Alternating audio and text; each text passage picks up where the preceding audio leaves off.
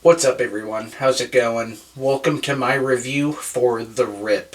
Normally, I would be in no rush to check out a straight to Netflix movie, but with the talent involved in this one, it was impossible to ignore. You got the reteaming of Ben Affleck and Matt Damon, which I'm a big fan of both of them, especially as a pair. Even the worst movie they've done together, I still enjoy a lot. And they are back together in this cop thriller based on a true story under the direction of Joe Carnahan, who I am also a very big fan of. I like everything I've seen from him. And with that trio together for this, I do have to say, while this is nothing groundbreaking, I really fucking liked it. So let's just get right into it with the upside. And leading things off with what I was just hinting at, I think Joe Carnahan is a very good director. I like him a lot, especially when he's doing these kind of smaller, contained crime thrillers.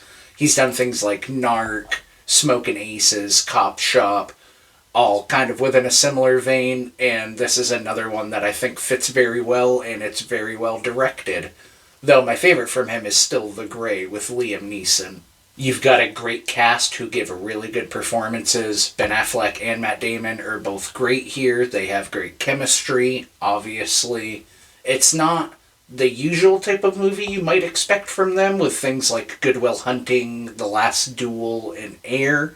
But this is just such a well-crafted, kind of B-level thriller. And it is just really gripping. It's got some great suspense and tension built up throughout, thanks to the screenwriting, the editing, the pacing. Some of the most tense moments in this movie is just people talking with a layer of distrust going on. It's not even any of the action. And that's also helped out by the score, which I really enjoyed a lot. Whoever did that, I didn't look up their name, but excellent. I like the smaller scale and contained feeling of this movie where it's set mainly at the stash house, but it also feels like it has some complexities going on throughout with the mystery of who killed the police captain, whose money they found, also finding out exactly what everyone's motivation is. I like a lot of the character elements where they give you particular details to try and make you think one way when things might not be what they seem. And lastly, it did feel like certain things were heading down a pretty predictable route with what was going to happen and who's involved and what's going on.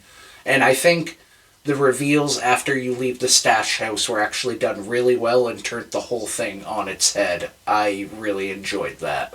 And on to the mixed. I only have one, and it's what I was just talking about with some reveals. I do feel like there was a particular character who had a reveal of being involved that I felt was super obvious. I was just gripped by the movie, so it didn't really tarnish it at all. It was just one of those, like, yeah, no shit. And on to the downside. And right off the bat, I'm not someone who gets pissy about people swearing. I swear all the time. But this movie does it way too much. It feels like it's trying to be edgy rather than just being edgy. Especially early on in the movie, there's a bathroom scene between Matt Damon and Ben Affleck, and they say fuck like 30 times within maybe a minute. It was just a little too much.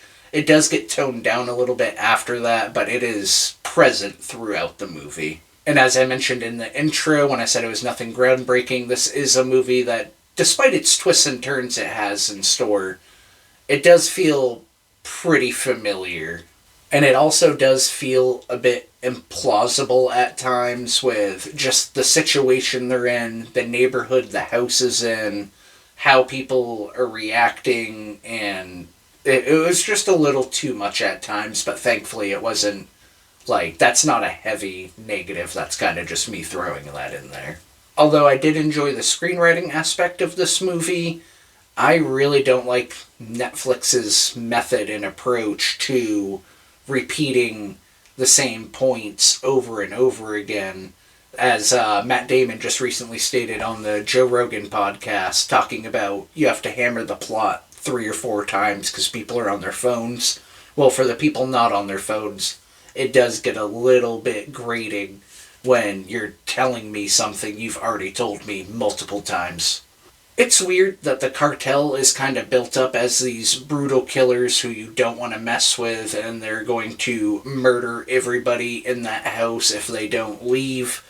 And then they're not even really a presence throughout the movie, and when they are and they show up on this fucking Zoom call, they're just like, oh, sorry police, we actually don't want no beef, just take whatever you want and we're out.